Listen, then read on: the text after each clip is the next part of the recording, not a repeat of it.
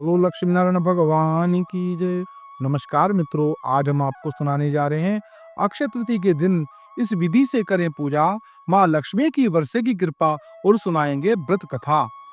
अक्षय तृतीया का पर्व वैशाख मास के शुक्ल पक्ष की तृतीया को मनाया जाता है।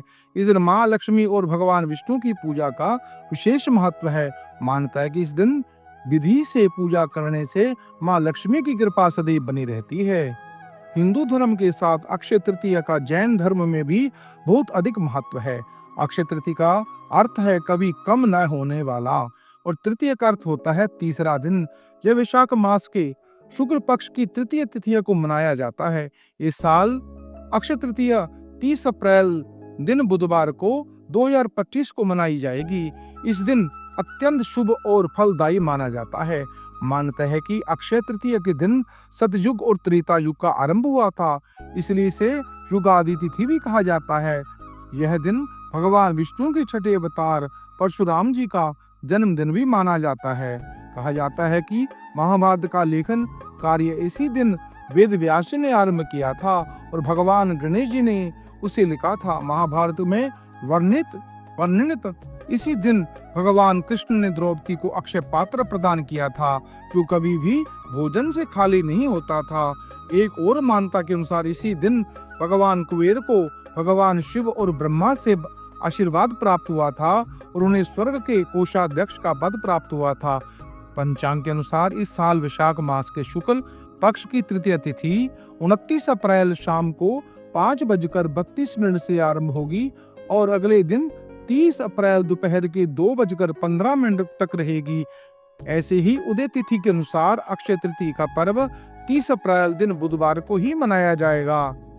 पूजा का विधान इस प्रकार है। अक्षय तृतीया के दिन सुबह सूर्योदय से पहले उठकर स्नान करें। यदि संभव हो तो किसी पवित्र नदी में स्नान करना शुभ माना जाता है।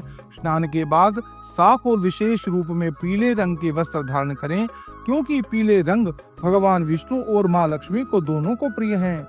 घर की पूजा स्थल को गंगा जल से शुद्ध करें। एक चौकी पर लाल या पीला कपड़ा बिछाकर उस दिन माँ लक्ष्मी और भगवान विष्णु की प्रतिमा या तस्वीर स्थापित करें। हाथ में जल, अक्षत, चावल लेकर फूल और व्रत का संकल्प करें। माँ लक्ष्मी और भगवान विष्णु की प्रतिमाओं को रोली, चंदन, हल्दी और कुमकुम का तिलक लगाएं। भगवान विष्णु को पीले फूल और माँ लक्ष्मी को कमल या गुलाबी रंग के फूल समर्पित करें। पूजा स्थल पर धूप, दीप और घी का दीपक जलाएं।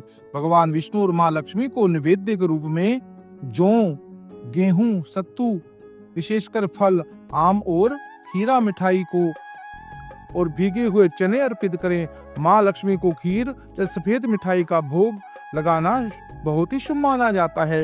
विष्णु सहस्त्र नाम का पाठ भी अत्यंत फलदायी माना जाता है। अक्षय तृतीया के दिन व्रत कथा सुने, पढ़ें, भगवान विष्णु और माँ लक्ष्मी की आरती करें। पूजा के अंत में भगवान विष्णु और लक्ष्मी को जल अर्पित करें और क्षमता के अनुसार गरीबों और ब्राह्मणों को, जरूरतमंदों को अन्न, वस्त्र, जल, फल, सोना, चांदी व दान करें। माना जाता है कि इस दिन किया गया दान अक्षय फल प्रदान करता है। इस दिन मंत्रों का जाप भी माँ लक्ष्मी को आशीर्वाद की फल की प्राप्ति होती है। यह मंत्र इस प्रकार है। ओम श्रीम ह्रीम क्लीम महालक्ष्मी नमः। ओम महालक्ष्मी नमो नमः। ओम विष्णु जी के इस मंत्रों का जाप करें। ओम नमो भगवते वासुदेवाय नमः। इस विधि से अक्षय तृतीया की पूजा करने से माँ लक्ष्मी प्रसन्न होती है, अपने भक्तों पर अपनी कृपा बरसाती है, जिससे घर में धन, समृद्धि और खुशहाली बनी रहती है। अक्षय तृतीया का ही विशेष महत्व है। अक्षय तृतीया को अबूझ मुहूर्त माना जाता है, जिसका अर्थ है कि इस दिन कोई भी शुभ कार्य जैसे विवाह, गृह प्रवेश, नया व्यवसाय शुरू करना आदि बिना किसी मुहूर्त में देखे किया जा सकता है। इस दिन दान पुण्य करना अत्यंत फलदायी माना जाता है। जो लोग अपनी क्षमता के अनुसार अन्न, वस्त्र, जल, फल, सोना आदि दान करते हैं, इस दिन सोना खरीदना भी बहुत शुभ माना जाता है और यह भविष्य पुराण में समृद्धि का प्रतीक है। अक्षय तृतीया में नए कार्य का या व्यवसाय की शुरुआत के लिए एक शुभ माना जाता है। इस दिन पितरों के निमित्त तर्पण, श्रद्धा, कर्म करना भी महत्वपूर्ण माना जाता है। अब आपको सुनाएंगे व्रत कथा। लक्ष्मी नारायण भगवान की जय। अक्षय तृतीया की एक कथा के अनुसार प्राचीन काल में एक धर्मदास नामक वैश्य था। धर्मदास अपने परिवार के साथ एक छोटे से गांव में रहता था। वह बहुत ही गरीब था। वह हमेशा अपने परिवार के भरण पोषण के लिए चिंतित रहता था। उसके परिवार में कई सदस्य थे। धर्मदास बहुत ही धार्मिक प्रवृत्ति का व्यक्ति था। उसका सदाचार तथा देव एवं ब्राह्मणों के प्रति उसकी श्रद्धा अत्यंत प्रसिद्ध थी। अक्षय तृतीया के महत्व को सुनने के पश्चात उसने अक्षय तृतीया के पर्व में आने वाले सुबह जल्दी उठकर गंगा में स्नान कर विधि पूर्वक देवी देवताओं की पूजा की।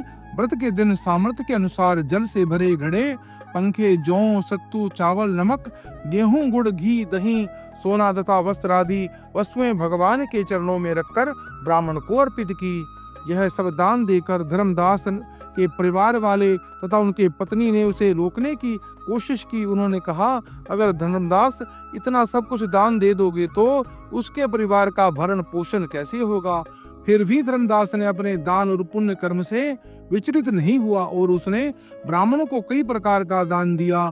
उसके जीवन में जब भी अक्षय तृतीया का पावन पर्व आया, प्रत्येक बार धर्मदास ने विधि इस प्रकार पूजा एवं दान आदि कर्म किया।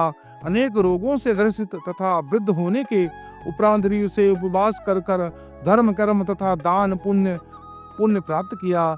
यही वैश्य अगले जन्म में कुशावती राजा हुआ। मान्यता के अनुसार अक्षय तृतीया के दिन किए गए दान पुण्य पूजन के कारण वह अपने अगले जन्म में बहुत ही धनी एवं प्रतापी राजा बना। वह इतना धनी और प्रतापी राजा था कि त्रिदेव तक उसके दरबार में अक्षय तृतीया के दिन ब्राह्मण का वेश धारण कर उसके महायज्ञ में सम्मिलित होते थे।